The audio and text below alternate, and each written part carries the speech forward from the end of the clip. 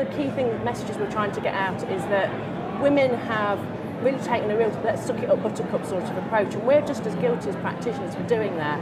Oh, it's because you've had 2 babies, it's because you're menopausal.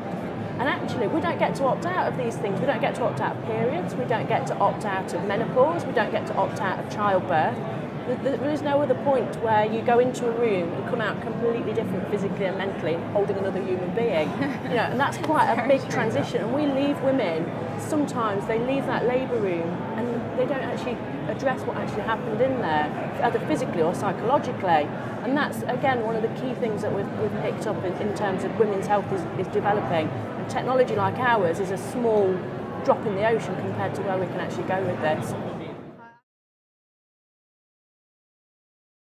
We went into nursing to look after people, and sometimes when you actually talk to a patient about the symptoms of vaginal atrophy, for example, so the looseness, we can actually work out that it's not what they possibly think it is. It may not be the childbirth, it may be menopause, it may be problems with periods or so, or dietary issue, anything along those lines. So we've got that knowledge to be able to really drill down with those patients as to what's going on with them.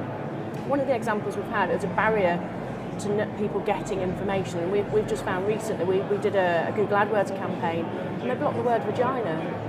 They blocked it? Yeah, so if women are looking for help, then one of the things they want to talk about is their vagina, so you're going to put that in the search engine. So one of the reasons recently we did a survey on about 1,800 of our patients, and it came back to us over and over again, education. We want to know, not just at secondary school about periods and having babies, but at later points of our life, about the menopause, when to be worried about periods. So we've developed quite a big Change.org campaign to try and get, like you say, the primary caregivers to listen to what we're saying, because we are the voice of our patients, and our patients are saying they want help and they can't get it.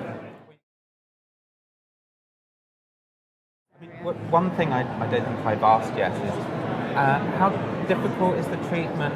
How long does it take to recover? How long does it take to see the benefits? Are they in and out? Is this like a day service?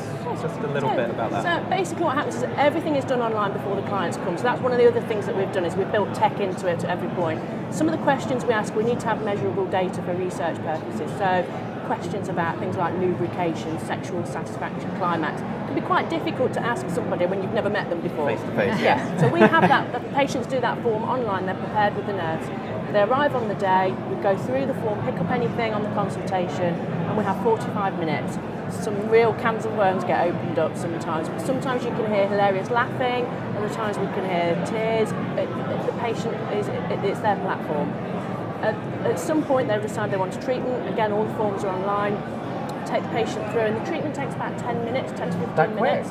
Yeah. Very similar to a cervical smear test, and the cage is put in. I think we've got a video on our YouTube channel. We'll put the video, the laser head in, and we fire that. And what it does is it creates lots and lots of tiny micro injuries. It's not very uncomfortable for women because there's not many nerve endings in the vaginal area. Once we've finished on the inside, we then treat all around the outside of the entrance to the urine tube, the urethra, around the entrance of the vagina and around the labia, which stimulates new collagen growth and plumping and so on, and improves. For about 8 to 9% of our patients, sexual gratification goes through the roof. So it's a happy side effect. After the procedure, the patients feel on the outside a little bit like they've been out in the sun, a little bit warm. That lasts usually for about 24 hours, anything up to 72 hours, because the first phase of wound healing is inflammation. 4 days post-procedure, they can get back to normal with things like sexual intercourse, swimming, and so on and so forth.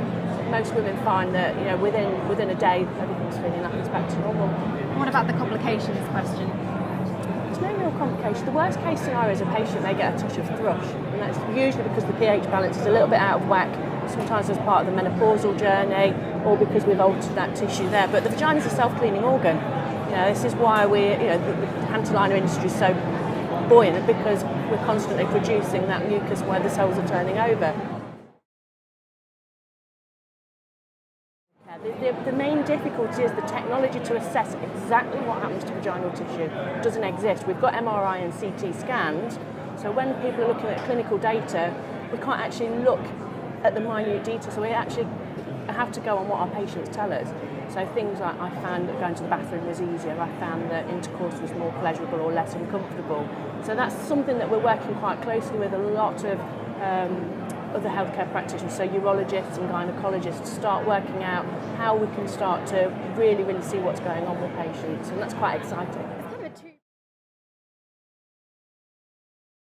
Well, you raised the point that quite a lot of the feedback that you get is still considered anecdotal because the science actually hasn't It doesn't exist paid yet. attention. Yeah. So perhaps now primary care and the people looking into the reasons why you're getting such amazing feedback are now going, well, hang on, what is going on down here? Let's start inspecting from a science-led approach. So do you That's think what we're that aiming to that do. is also going to raise further awareness and provide you perhaps with some additional tools? Most definitely. I mean, we've been going to quite a lot of the menopause conferences and so on, and everybody knows that laser works. They're not quite sure why. They know the nature of it. It's existed for a long while.